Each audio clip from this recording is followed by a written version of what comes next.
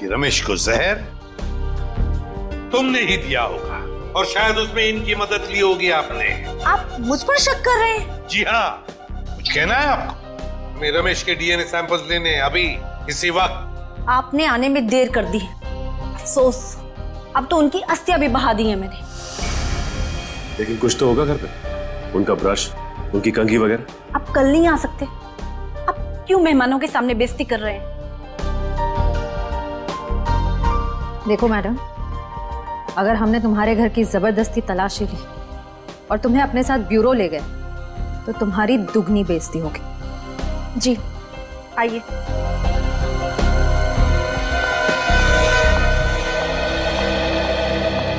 ये रहा रमेश का ड्रेसिंग टेबल और ये रहा उसका कॉम।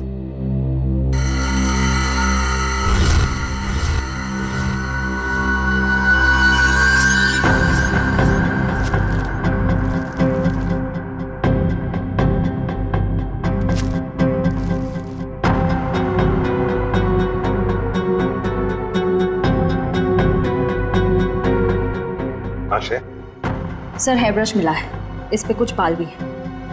ये ID. RAC nuclear research centre. Alisha ji, आप RAC न्यूक्लियर रिसर्च सेंटर में काम करती हैं? जी हाँ।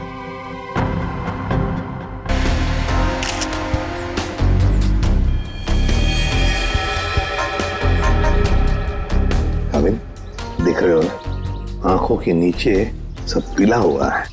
हाँ सर, जहर का मामला लगता है शायद। वही हो सकता है। सारुण के बताएगा कैसा जहर है ये। क्या आप लोगों को किसी पर शक है? किसने किया होगा ये? तो ये सब सिर्फ एक ही आदमी कर सकता है, सिर्फ एक ही आदमी। कौन? मेरे पिता, मिस्टर प्रतीश कुमार। सिर्फ वही कर सकते हैं। क्या तुम्हारे पिता इस शादी के खिलाफ हैं? जी हाँ। वो नहीं चाहते थे कि हमारी शादी हो, क्योंकि ये उनकी तरह अमीर नहीं था ना। उन्होंने तो हमें धमकी भी दी थी कि अगर हम लोग उनके खिलाफ जाकर शादी करेंगे तो वो इसे मार देंगे। देखो, तुम्हारे पिताजी आए हैं शादी में? वो यहाँ पर नहीं है, लेकिन उन्होंने जरूर किसी को भेजा है मेरे किशोर को मारने के लिए। जरूर किसी को पैसे दिए। वो जो मुजरिम है ना, प्रवीण कोबला, वो पापा का बहुत अच्छा दोस्त है। उसी ने मारा मेरे किशोर को, उसी ने मारा है। सर, किशोर की जान को खतरा था और अदिति मैडम ने इनको सुरक्षा दिलवाई थी और पिछले 5 दिनों से हम इनकी सुरक्षा कर रहे थे। और उसके बावजूद ये सब हो गया। सर पता नहीं कैसे हो गया ये सब, हमने तो किसी को इनके आसपास भटकने तक नहीं दिया। हाँ, फिर भी लाश तो पड़ी है ना यहाँ पर। किसी को भटकने नहीं दिया। इनमें से किसी ने मारा है मेरे किशोर को। इनमें से कोई मेरे पापा के साथ मिला हुआ है। इन्होंने मारा है। कैसी बदकिस्मत लड़की हूँ मैं। ये उसके खुद के बाप ने उसे शादी के दिन विधवा कर दिया। अदिति, चलो अंदर चलो। किशोर की जान को खतरा था, है ना? तो क्या उसे किसी सुरक्षित जगह पर रखा था? हाँ सर, एक सेफ हाउस में रखा था हमने। तो वहाँ पे आप लोग यानी सिक्योरिटी थी किशोर के साथ? जी सर, हमने इन्हें कभी अकेला नहीं छोड़ा। कहाँ पर रखा था किशोर को? कामिल, घर का कोना कोना छान मारो। सर। हाँ,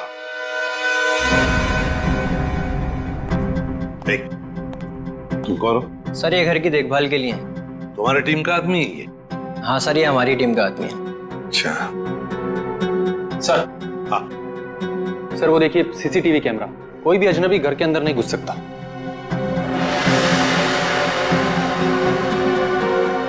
हाँ, मगर कोई तो आता होगा घर में किशोर से मिलने, कोई दोस्त या कोई रिश्तेदार? नहीं सर, सिवाय अदिति जी के और कोई भी नहीं। अच्छा, खाने का डब्बा कौन लेकर आता था? सर किशोर का खाना अदिति ही लेकर आती थी और चाय वगैरह वो खुद बना लेते थे। मतलब सिर्फ अदिति ही आती थी इस घर में? सर अंदर चेक कर लिए, इस घर में जबरदस्ती या चोरी छिपे घुसने का कोई सबूत, कोई निशान नहीं मिला है।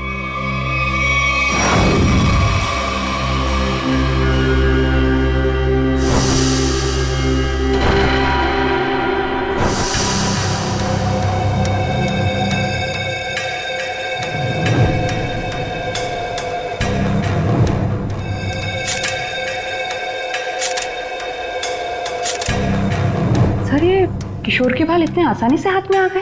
हाँ तारिका, ये बालों का आसानी से हाथ में आ जाना, इसके आंखों के नीचे पीलापन, नाक में से खून बहना, होंठ सफेद हो जाना, गला सूज जाना, ये सब के सब एक ही बात की तरफ इशारा कर रहे हैं कि इसे ऑल्सो बैक्स्टर नाम के जहर से मारा गया है। मतलब रेडिएशन पॉइजनिंग? बिल्कुल बिल्कुल तारिका, इसके शरीर में विकिरण द्वारा जहर पैदा किया गया है, ऑल्सो बैक्स्टर से।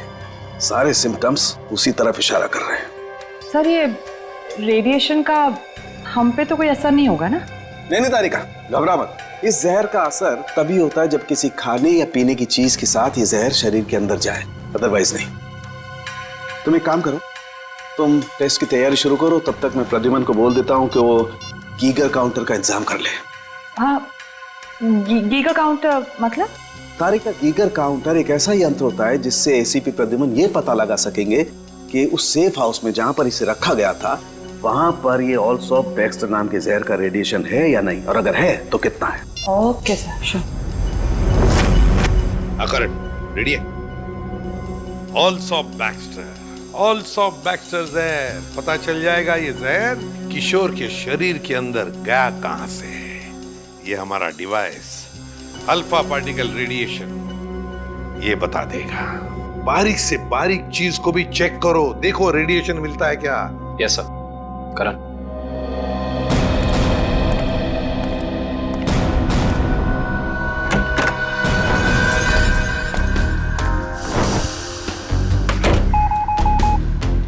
एक बात बताओ, क्या किशोर एक ही खाने के डिब्बे में से खाना खाता था, एक ही टिफिन में से? जी सर, एक ही टिफिन से। और ये टिफिन अदिति ही लाती थी? जी सर।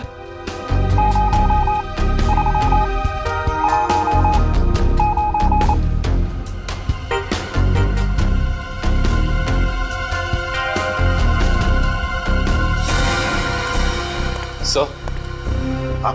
पूरा किचन चेक कर लिया सर, ये रेडिएशन कहीं भी नहीं मिला। कहीं पर भी कोई भी रेडिएशन नहीं? No sir. अरे साळुंखे साहब, आपने वो क्या यंत्र बताया था आपने? Geiger counter. हाँ, गीगर काउंटर। एसीपी साहब ने पूरे सेफ हाउस में इस्तेमाल किया, उसको अच्छी तरीके से चेक किया, मगर वो रेडिएशन का तो नामो निशान तक नहीं था। अरे ये कैसे हो सकता है?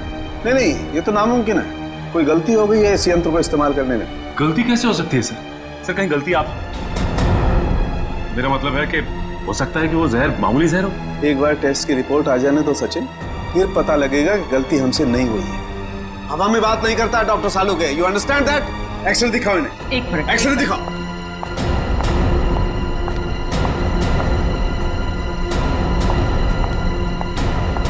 ये देखो, ये निशान देख रहे हो पेट में? हाँ, ये कोई काली सी चीज है।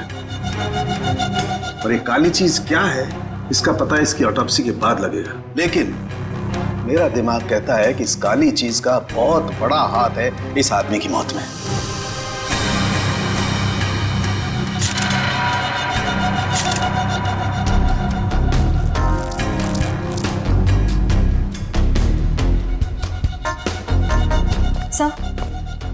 सर ये देखिए, ये बॉटल अंदर बेडरूम में टेबल के नीचे छुपा कर रखी गई थी।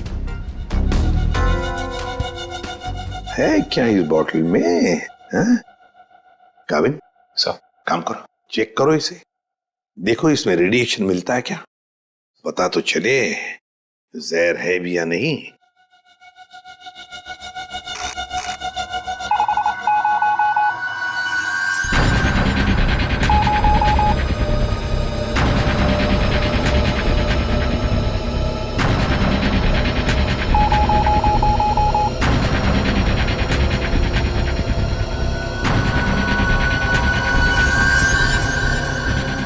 अगर इसमें रेडिएशन नहीं है तो इसका मतलब है ये वो जहर ऑल्सो बैक्स्टर नहीं है। जब तुम लोग जानते हो क्या चीज है ये? नहीं सर। नहीं सर, इसके बारे में हम लोग कुछ नहीं जानते। काबिन काम करो, शादी में जितने भी लोग आए थे, जितने भी लोग, उन सब से पूछताछ करो, एक एक करके पूछताछ करो अच्छी तरह से, यहां तक कि आदिति से भी पूछताछ करो। बचे आदिति के पिता प्रतीश कुमार।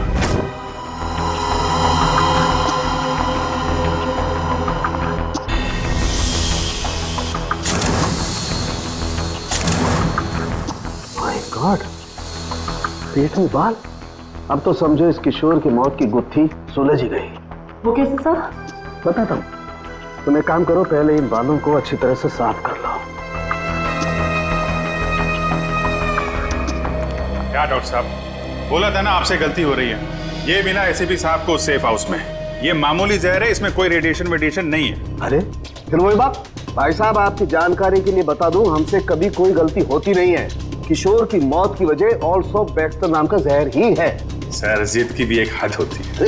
अगर ये किशोर ऑल्सो बैक्स्टर से मरा है तो आपका वो जो यंत्र था, वो गीगर काउंटर, उसने इसमें रेडिएशन क्यों नहीं पकड़ा?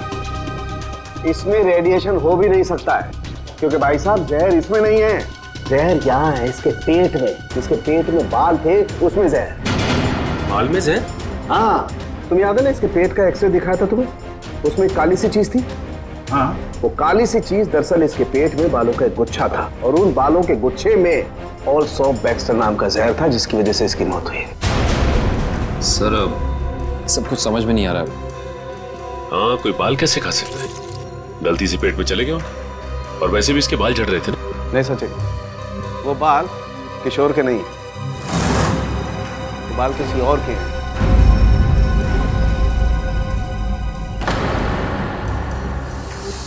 और उन बाल में ऑल्सो बैक्स्टर नाम का जहर था, जिसकी वजह से इसकी मौत हुई है। मैं बताता हूं, देखो। तारिका, वो बाल लाना जरा। सर,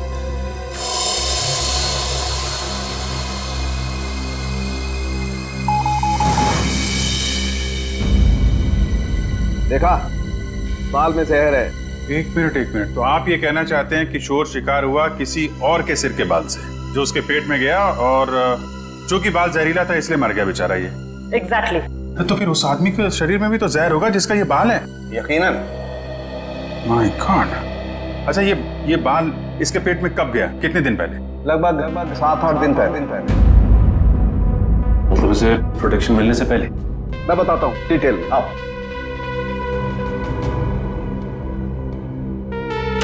ये देखो,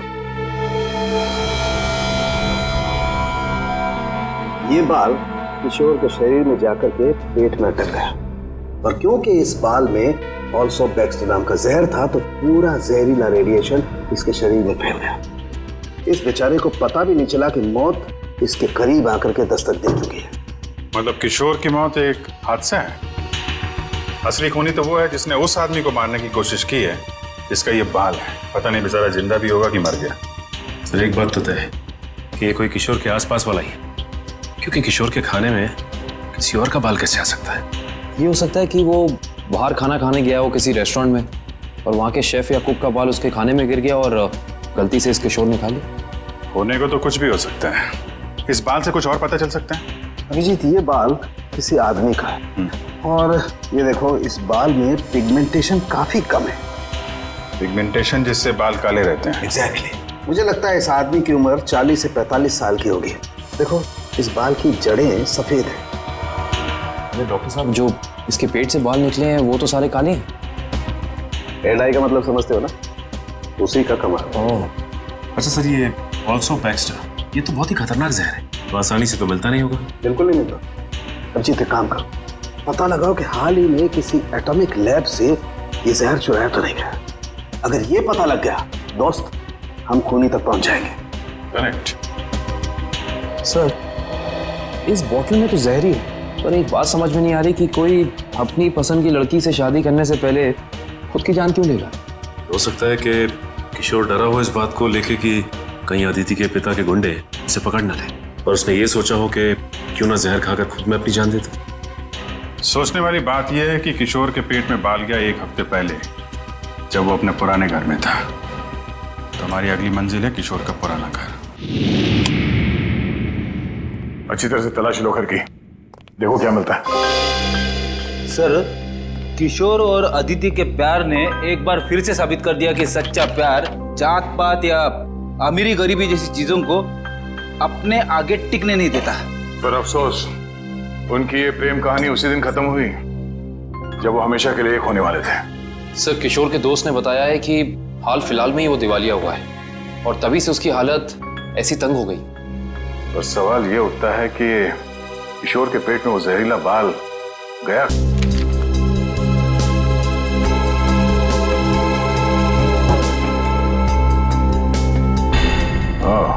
टर्मिनेशन लेटर। इस किशोर को नौकरी से निकाला गया था। MLM enterprises private limited. ये तो अदिति के पिता की कंपनी है। सर सर हाँ बेटी, बासी खाना है। एक मिनट।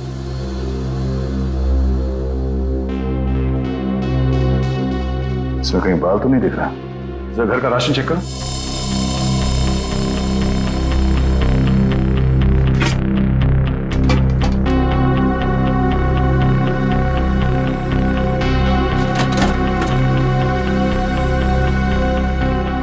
नहीं सर, इस घर में जरा सा भी राशन नहीं है कहीं भी।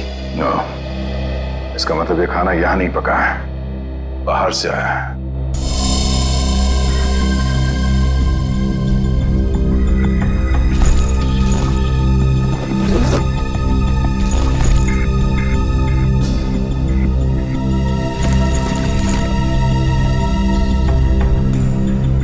बस टिकट्स?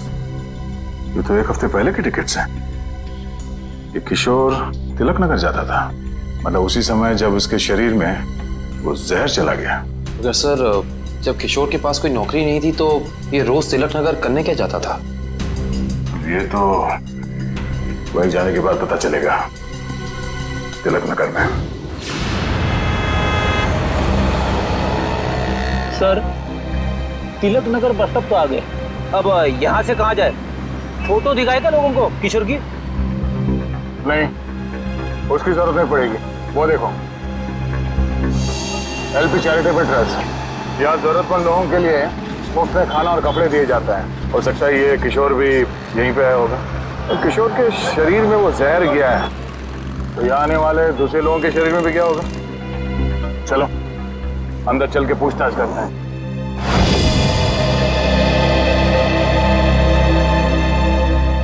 एक्सक्यूज मी, हम लोग CID से। यह मैनेजर कौन है? जी मैं ही हूँ सर, अविनाश। पर यहाँ पे CID का क्या काम? इसे पहचानते हैं आप? किशोर नाम है इसका। सर ये तो अक्सर आता था यहाँ खाना खाने, पर कुछ दिन से नहीं आ रहा। सर इसे क्या हुआ? किसी ने इसका खून कर दिया। क्या? खून? और आपको ये बात जान के धक्का लगेगा कि इसकी मौत की वजह आपके यहाँ खाए खाने से जुड़ी हुई है। जी क्या मतलब? हमें इसके पेट के अंदर से बाल मिला है, जो शायद खाने के जरिए इसके पेट में गया है, और उस बाल में जहर था। अल्सूफ बैक्स्टर नाम का बहुत ही खतरनाक जहर। सर क्या कह रहे हैं आप? हम तो बहुत सावधानी बरतते हैं लोगों को खाना देने से पहले। ये हमारा बावर्ची है, इससे आप पूछ सकते हैं। अब ये बताइए कि किसी और ने भी शिकायत की थी खाने में बाल होने की? हाँ सर, कुछ शिकायतें आई तो हैं। साहब मैंने पूरी सब्जी फेंक दी थी जिसमें बाल निकले। पर किशोर को कैसे पता नहीं चला कि उसके खाने में बाल है? वो इसलिए क्योंकि उसकी आंखें बहुत कमजोर थी। बहुत हाई पावर का चश्मा पहनता था और शायद उस दिन उसने वो चश्मा ना पहना हो। अच्छा, इन साहब के अलावा कोई और भी खाना बनाता है यहाँ पे? सर कोई एक हो तो मैं बताऊं। यहाँ तो कई लोग आते हैं दिलों में भावनाएं लेकर और खाना पकाने में हमारी मदद करते हैं। तो जो लोग अक्सर आते हैं खाना बनाने के लिए, उनका कोई रजिस्टर, कोई लिस्ट होगा ना? एक मिनट सर। एक मिनट। जी सर। सर इसमें तो 70-75 लोगों के नाम है। कैसे पता चलेगा कि किशोर के खाने में किसका बाल गया था? याद है ना डॉक्टर सालुंके ने क्या कहा था? उस आदमी की उम्र 45-50 साल है और वो बालों को डाई करता है। 45-50 साल और बालों को डाई करता है? और शायद उसकी तबीयत भी अभी खराब होगी, क्योंकि उसके बालों में जहर है, तो वो जहर उसके शरीर में फैल गया होगा। हाँ साहब, वो शायद रमेश जी ही होंगे, इसलिए कि जो आप उम्र बता रहे हो ये उनकी थी। और साहब वो भी बाल रंगते थे और करीब करीब साहब वो एक हफ्ते से यहाँ आए भी नहीं। रमेश, हाँ जरा उसका एड्रेस देना हमें।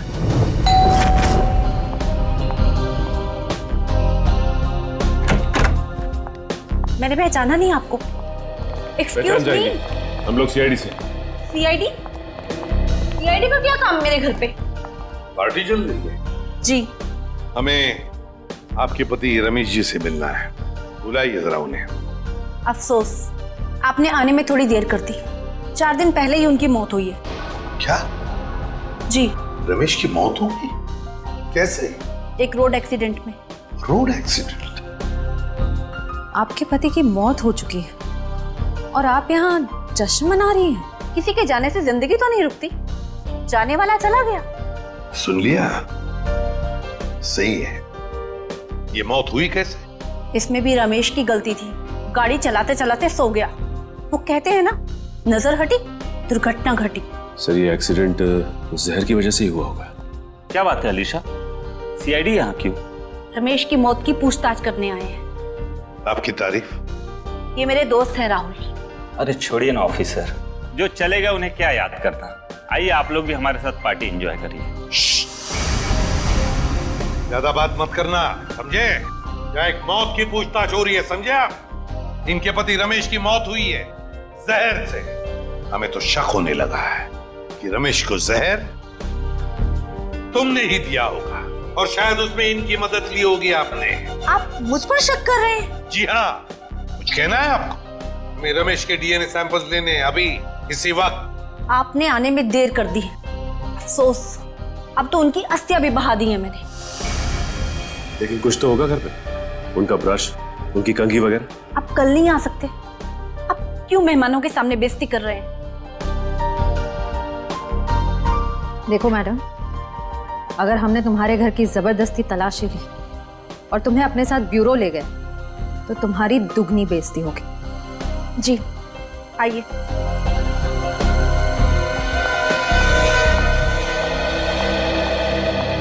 ये रहा रमेश का ड्रेसिंग टेबल और ये रहा उसका कॉम।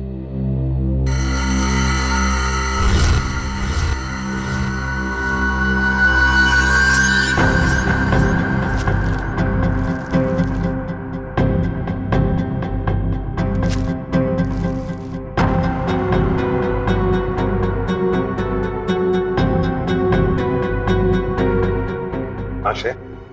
सर हेयर ब्रश मिला है, इस पे कुछ बाल भी है। ये ID. RAC nuclear research centre. Alisha ji, आप RAC न्यूक्लियर रिसर्च सेंटर में काम करती हैं? जी हाँ।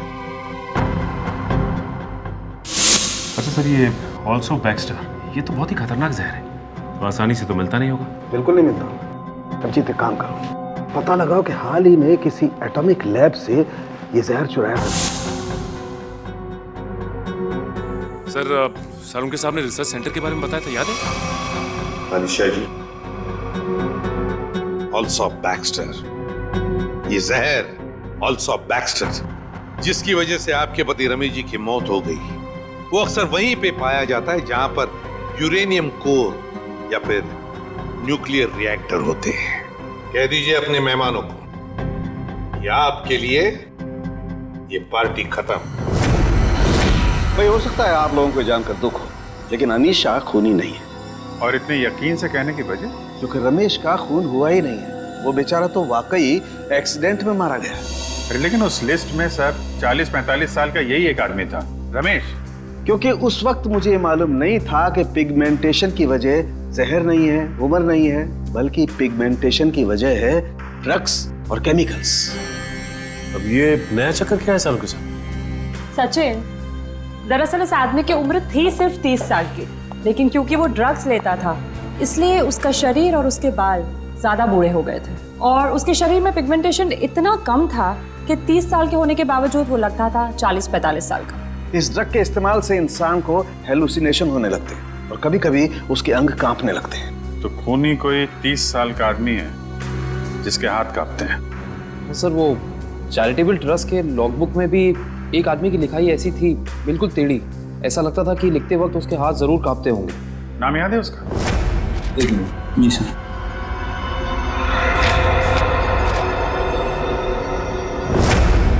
हाँ सर, निशांत कुमार।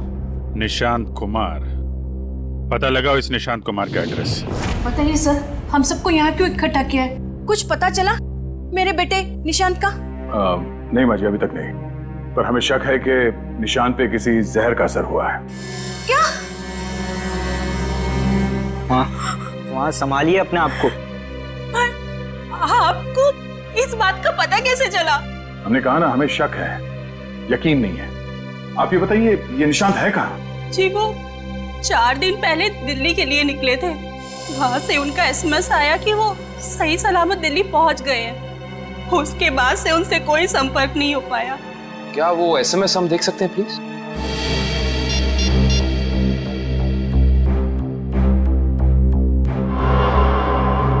अच्छा, आपने उस होटल में पता करने की कोशिश की जहाँ पे निशांत ठहरने वाला था? हाँ, मगर होटल वालों ने तो कहा वो वहाँ आए ही नहीं। हमने एयरलाइंस में भी पता किया, लेकिन वहां से पता चला कि उन्होंने कोई फ्लाइट पकड़ी ही नहीं। मतलब निशांत दिल्ली गया ही नहीं, झूठ बोला उसने आप लोगों से? मुझे तो कुछ भी समझ नहीं आ रहा है कि ये सब हो क्या रहा है। संभालो अपने आप।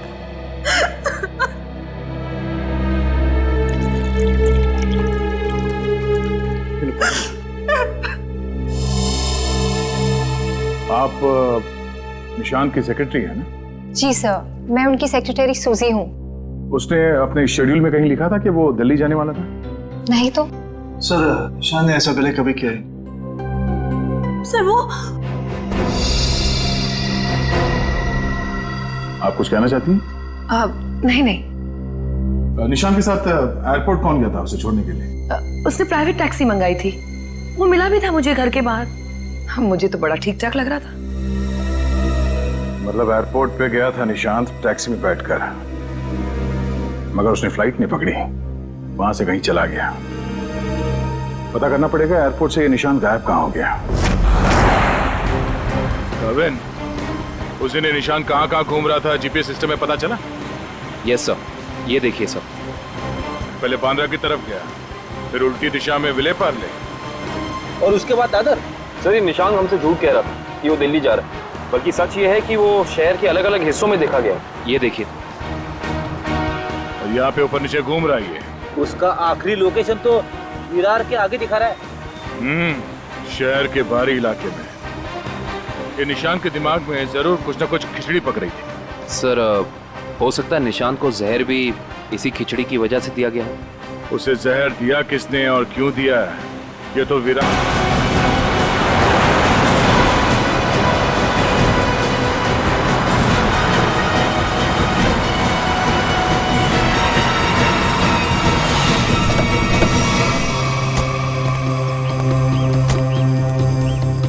ये है वो जगह जहां आखिरी बार निशांत के मोबाइल ने जीपीएस नेटवर्क पकड़ा था।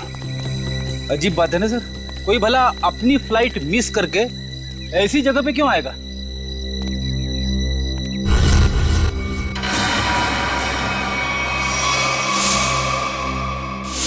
यहाँ इतने बाल क्यों? सर, जरूर यहाँ कुछ हुआ है। सर, यहाँ ये मिट्टी बता रही है कि यहाँ पे हाल फिलहाल में खुदाई हुई है।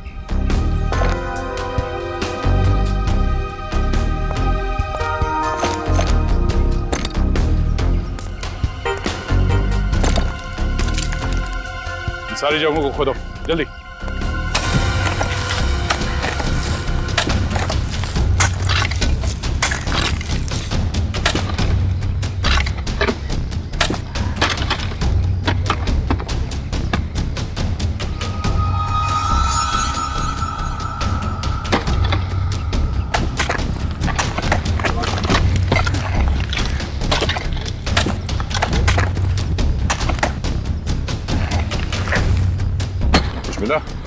सर, यहाँ पे तो कुछ दिख नहीं रहा है। सर, यहाँ पर कुछ नहीं है। इधर भी नहीं है सर। चलो एक काम करो, इस घर के अंदर जाओ और तलाशी लो, देखो कुछ मिलता है क्या। जी सर।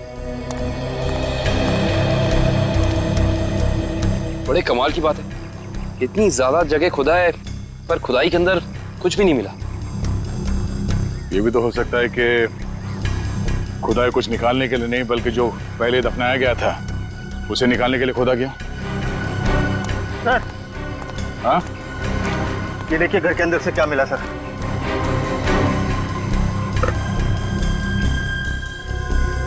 तो इसका मतलब है ये निशांत अपने नशे की बुरी लत को यहाँ पे आके पूरा करता था। और सर 2 ग्लासेस हैं, इसका मतलब इस निशांत के साथ जरूर कोई दूसरा आदमी भी था। हाँ, वही होगा जिसने निशांत को जहर दिया। सर, आप रेडी? ये देखिए, यहाँ पे किसी का हाथ है। ये देखिए। मुझे हटाओ।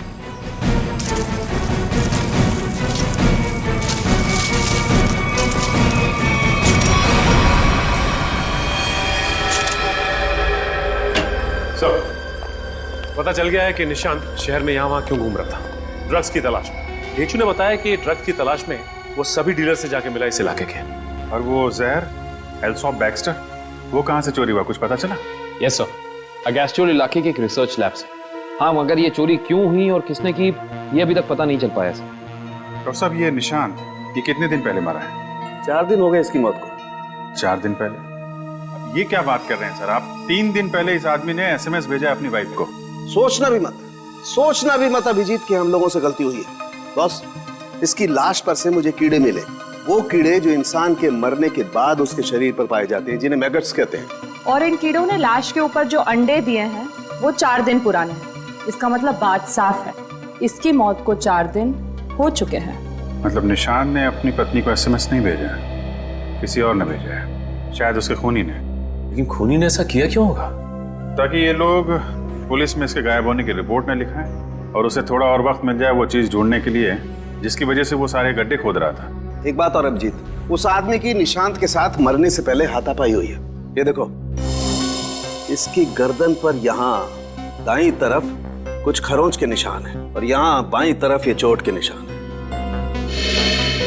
मतलब उस आदमी ने अपने दाहिने हाथ से इसकी गर्दन को दबोचा और बाएं हाथ से इस पर वार किया यहाँ पर, क्योंकि सिर्फ यहीं पर वार के निशान है और कहीं पर नहीं। सर, इसका मतलब तो साफ है कि इस पे हमला करने वाला कोई लेफ्ट हैंडर है, कोई खब्बू। तो इस केस में कोई ऐसा है जो खब्बू है।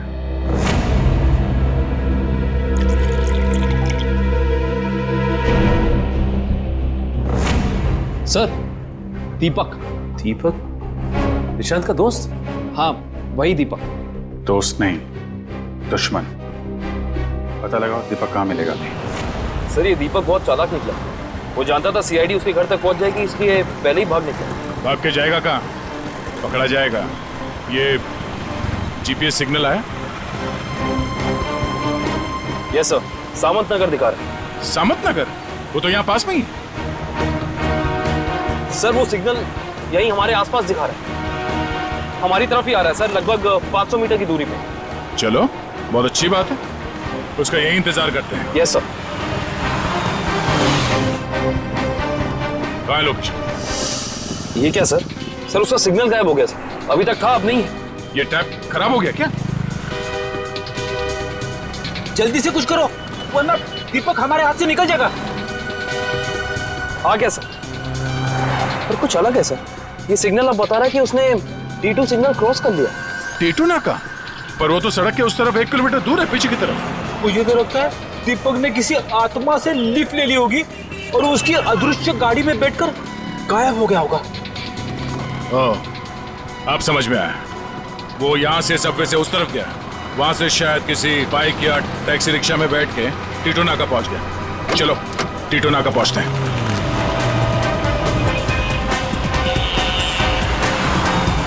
वो हमारे आसपास ही है सर। कहाँ है? दिख तो नहीं रहा। आ रहा है।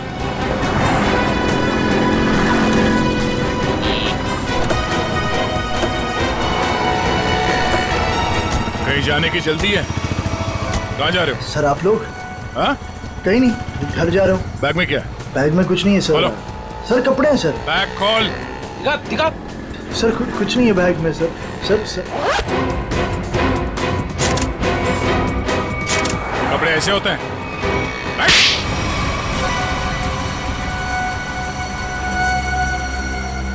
सर निशांत और मैं दोस्त थे सर, हम लोग साथ मिलकर सारे काम करते थे, साथ मिलकर हम लोग ड्रग्स का नशा भी करते थे। तो एक दिन ऐसे ही शराब के नशे में आकर हमारे ड्रग डीलर ने हमें बताया कि उसने हाल ही में कोई करोड़ों रुपए की डील साइन की और 2 दिन के बाद पता चला कि वो अरेस्ट हो गया। तो तुम दोनों ने प्लान बनाया कि कैसे वो करोड़ों रुपए तुम्हारे हो जाए, क्यों? हाँ, हम लोग उस ड्रग डीलर के अड्डे पे गए और पैसे मिल भी गए थे सर हमें, लेकिन निशांत की नीयत बदल गई। वो सारा पैसा अकेले हड़पना चाहता था। फिर? और मुझे बिना बताए उसने जहाँ हम लोगों ने पैसा छुपाया था वहाँ से पैसा निकाल भी ली। और मुझे पता था सर ये सब वो सेक्रेटरी सूजी के साथ भागने के लिए करा। और इस बातों पर हमारा बहुत बड़ा झगड़ा भी हुआ सर। बता मेरे पैसे कहाँ पर? दीपक मेरी बात तो सुनो। देख मैं तुझे बोल रहा हूँ, मुझे तेरी कोई बात नहीं सुननी है। मुझे सिर्फ इतना बता मेरे पैसे कहाँ पर है। तू ऐसे नहीं मानेगा, नहीं मानेगा तू ऐसे। अब बताता है तू एक और बताएगा कि नहीं बताए? नहीं बता दे मेरे पैसे कहाँ पर है। निशान, निशान, निशान। मैंने सर उसको जानबूझकर नहीं मारा है सर, मैंने जानबूझकर नहीं मारा। मैं उसको सिर्फ पूछ रहा था मुझे बता दे पैसे कहाँ पर है, बता दे मुझे पैसे कहाँ पर। गलती से मौत हुई है सर उसकी। मैंने उसको नहीं, मैं खूनी नहीं हूँ सर, मैंने किसी को नहीं मारा सर। बकवास मत कर। खून खून होता है, जानबूझ के किया जाए या फिर गलती से हो। फिर तुमने निशांत के फोन से प्रिया को एसएमएस किया ताकि तुम्हें और टाइम मिले पैसे ढूंढने में? हाँ, मैंने निशांत की लाश को दफना दिया और आसपास पैसे ढूंढने की कोशिश भी की। और जब मुझे पैसे मिल गए मैंने सोचा कि मैं नई जिंदगी शुरू करूंगा। नई जिंदगी शुरू करेगा तू? शुरू करेगा मगर जेल में।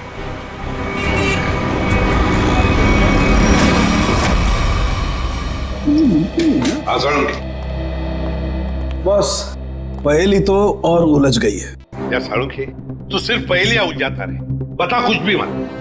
बता तो सही, मिला क्या है?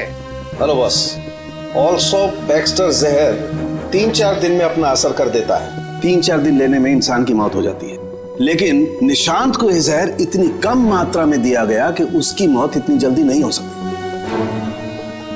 हाँ सर, इसे तकरीबन 20 दिनों तक ये जहर दिया जा रहा था, वो भी बिल्कुल कम मात्रा में, ताकि जब वो मरे तब उसकी बॉडी में यह जहर डिटेक्ट ही ना हो। और हमने उस ड्रग डीलर को पकड़ा 1 हफ्ते पहले, तो कहीं ऐसा तो नहीं कि इस निशांत की मौत के पीछे दीपक के अलावा कोई और ही है? हो सकता है, और ये और कोई कौन है इसका पता देगा हमें। बस इंसान का बाल हर महीने तकरीबन 1.5 सेंटीमीटर बढ़ता है। जिस दिन इस निशांत को जहर दिया गया, इस जहर ने बाल पर अपना निशान छोड़ दिया। ये देखो, ये डॉट। और हर रोज निशांत को एक निश्चित मात्रा में जहर दिया गया और हर रोज उस जहर ने अपना निशान बाल पर छोड़ दिया, सिवाय ये। 23 तारीख और 24 तारीख। हाँ, और 25 से फिर से देना शुरू कर दिया। सर 23 और 24 तारीख को निशांत का पूरा परिवार शहर से बाहर गया था। हाँ श्रेया, 23 और 24 को निशांत का पूरा परिवार शहर से बाहर गया था। निशांत शहर में ही था और निशांत को 23 और 24 को जहर नहीं दिया गया था। इसका एक ही मतलब हो सकता है कि निशांत को जहर देने वाला उसके परिवार का ही कोई है। लेकिन सर, निशांत के परिवार में तो बहुत सारे लोग हैं, उन्हीं तक पहुंचेंगे कैसे? सचिन, अब खूनी के पास हम नहीं जाएंगे, वो खुद हमारे पास आएगा। सर, आपको कुछ पता चला कि निशांत का खून किसने किया है? हाँ, पता चल गया है और वो मुझे यही है, इस कमरे में हमारे बीच। क्या यहाँ पे कौन है वो? मुझे में अपने आप को बहुत होशियार समझता है। वो ये भूल गया कि सीआईडी के सामने अच्छों की होशियारी खुश हो जाती है। निशांत की मौत की वजह है वो दौलत जो निशांत और दीपक ने मिलकर चुराई थी। तो क्या दीपक ने निशांत को मारा है? निशांत को एक ऐसे चालाक दिमाग ने मारा है जिसे लगता है कि उसका भोला चेहरा उसे बचा लेगा, और शातिर दिमाग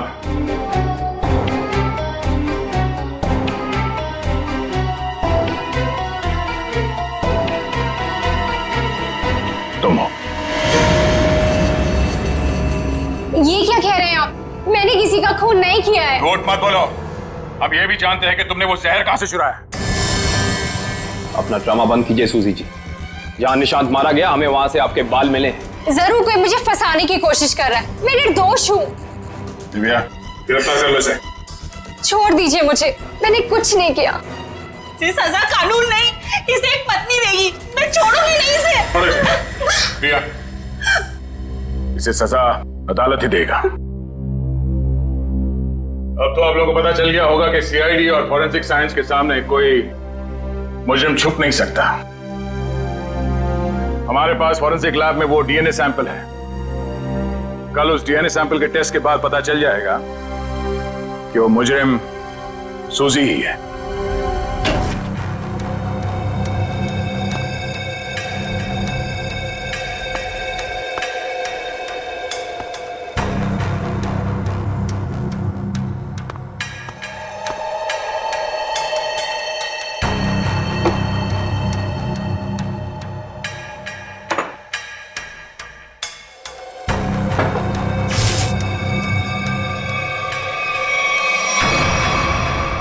फोरेंसिक लैब ढूंढने में कोई दिक्कत तो नहीं आई?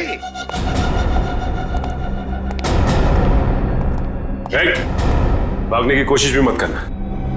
तुम्हें क्या लगा ये बच्चों का खेल है? हमें पहले से ही पता था कि सबूत चुराने के लिए तुम जरूर आओगे और आ गए। लेकिन एक बात तुम्हें पता नहीं कि सबूत कोई था ही नहीं। वो दिखाई हो जाए सर इनकी नेकी और पूछ-पूछ।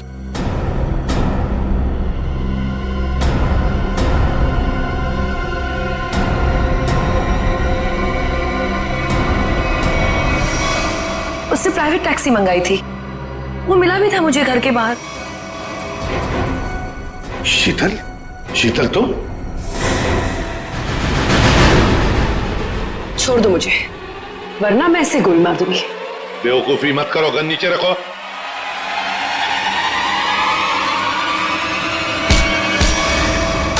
सीआईडी को मारना तेरे बस की बात नहीं है।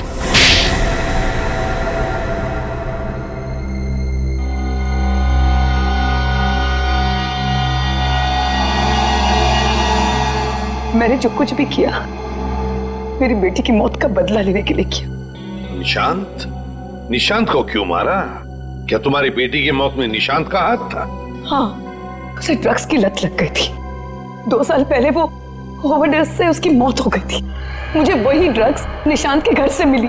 तो तुम अच्छी तरह से समझ गई थी कि तुम्हारी बेटी को ड्रग्स की लत में डालने वाला कोई और नहीं बल्कि निशांत है। हाँ, आज वो अगर जिंदा होती ना तो बिल्कुल तुम्हारी उम्र की होती, उसकी भी शादी हो रही होती, जिंदगी में कुछ करके वो भी कुछ बन रही होती। निशांत ने ऐसा कुछ नहीं होने दिया, सब बर्बाद कर दिया निशांत ने, सब बर्बाद कर दिया। फिर मैंने सोच लिया कि मैं निशांत को मार डालूंगी और मैंने उसे आहिस्ता आहिस्ता वो पॉइजन देना शुरू कर दिया। मैंने कहीं पढ़ा था कि ये स्लो पॉइजन इतनी आसानी से शरीर में मिलता नहीं है। जहर पाया कैसे तुमने? कहां से चुराया? मैंने उस लेबोरेटरी के असिस्टेंट से पहले दोस्ती कर ली, उसके बाद पैसों का लालच देकर खरीद लिया। बहुत गलत किया तुमने शीतल। तुम्हारी बेटी के साथ जो कुछ भी हुआ सही नहीं हुआ, हमें अफसोस है उस बात का। लेकिन इसका मतलब ये नहीं कि तुम कानून को अपने हाथ में लो। हमारी मदद ले सकती थी तुम। तुम्हारे ऐसे करने से 2 मासूम लोगों की जानें चली गई। कानून तुम्हें कभी माफ नहीं करेगा। तुम्हें कड़ी से कड़ी सजा होगी, शायद फांसी।